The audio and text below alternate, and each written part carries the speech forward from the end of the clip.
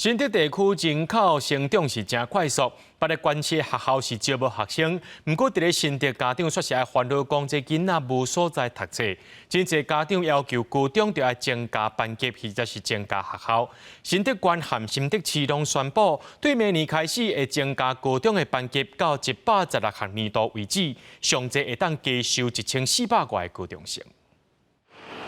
大新竹地区这几年人口快速成长。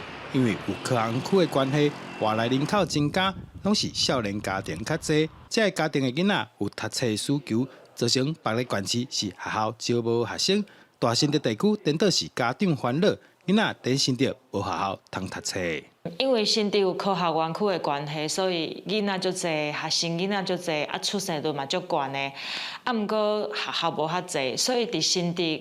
尤其是要考高中的囡仔，真正足可怜，因为因无学校通读。政府推动12年国民教育，鼓励学生囡仔就近入学，读社区高中就好。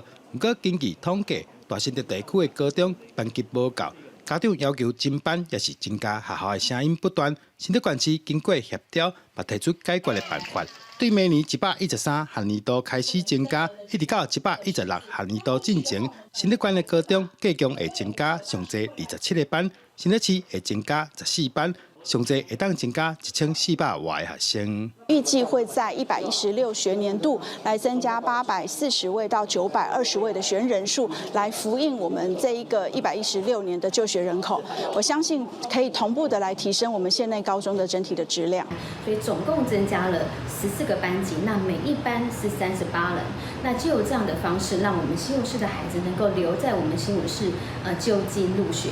另外，新竹县市目前也拢向阳明高等大学争取成立实验高中，除了满足多元入学的需求，也希望会当加一间高中，让新竹的高中生会当留在新竹读册。记者刘君豪，新竹报道。